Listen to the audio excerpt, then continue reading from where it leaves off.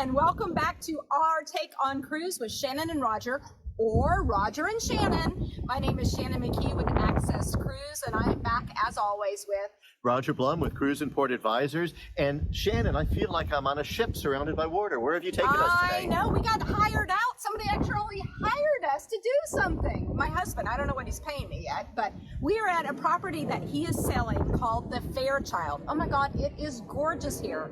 It was built by Max Strang, and it is considered tropical luxury, boutique luxury, and modern. No, I love it. I feel like I am on a ship, honestly, because I'm surrounded by water, and I kind of feel like I paid for the upgrade to get the ocean view with a nice balcony. It's really a beautiful setting here. It's 3 sides surrounded by water. I can't not even imagine. So are you in? Marie says she loves it. There's a hammam downstairs. We already saw down there in the gym. It's gorgeous. Are you in? It depends what your husband's paying us for this. So, we'll see. And the crew bar, The crew bar, if we do buy a place here, it's like a cruise ship. That'll be our apartment. My wife will be the bartender. She does work on tips. Keep that in mind. But speaking of ships, we're back.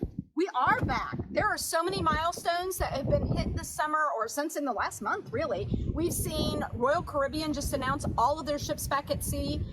Carnival has announced their ships back at sea. Norwegian Cruise Line has announced all of their ships back at sea. And Carnival has sailed over 2 million guests now since they restarted last summer. We've been saying for some time that things are coming back. If you want to book a cruise, do it. The summer season is really shaping up now. And because so many of the destinations that we've missed for the past couple of years are also open again. I know. Cruise the St. Lawrence, who we've been working with at Access Cruise, they saw their first ship since 2020 this summer. Just started back when we were at Sea Trade, actually. They saw their first ship come through back in April. So we are super excited to see all the ships sailing again to all of these regions. That's right. Alaska has reopened. The Alaska season is looking great. Europe is reopened. The Mediterranean is back. And the Baltic is a modified back. So the ships are back in the Baltic, but obviously we've discussed it in the past and everyone knows St. Petersburg is off the itineraries, which has really caused a reshuffle in the Baltic. Yeah, it's caused some challenges for sure because,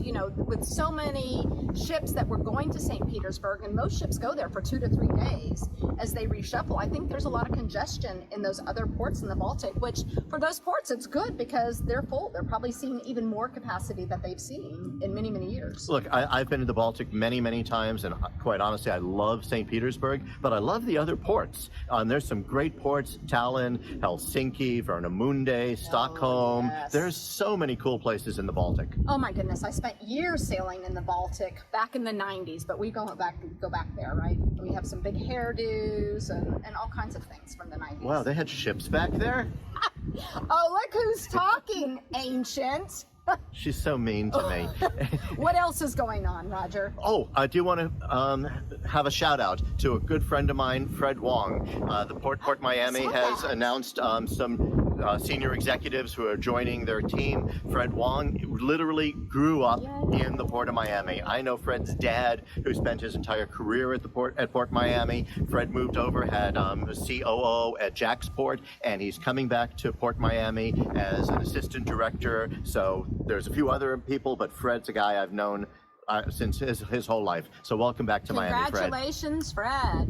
The other thing that we saw that was really interesting was actually that the Genting Dream is going to be setting sail again. It's going to be managed by these ships, but it was chartered out by Resorts World Cruises. Yes, and it's really, it's the same senior management team that was running Dream Cruises and that was behind Star. So the people know what they're doing. The ship's going to be back in business. In the meantime, the Star cruise ships have all been sold. It looks like they're all going off to scrap, including one that you worked on in its early days. I know, the Norwegian Dream, right? Yeah, so I think that's what's it called, the Genting, whatever, but it's going off to scrap, which is always a sad thing. It's a sad thing when you see ships leave. And the Crystal ships within the next couple of weeks are coming up for auction in the Bahamas. I think you put your bids in. I think you're supposed to put down 10% of your bid price, and then come up with the other 90% if your bid is successful within 7 days. So Shannon and I,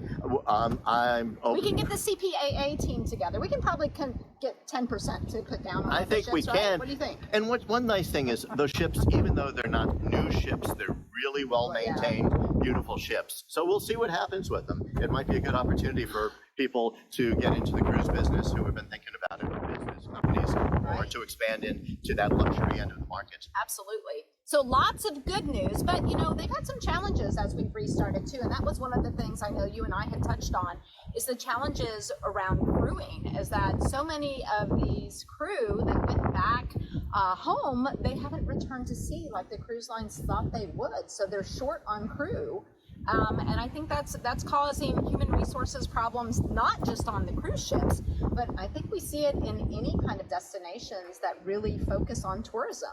I mean, all the islands, I know that in Hawaii they're having challenges, you know, re-upping and hiring employees today. Yeah, no, it's definitely a challenge for the cruise industry. Obviously, when the industry stopped sailing for a couple years, people did go home. Many of them did find other jobs.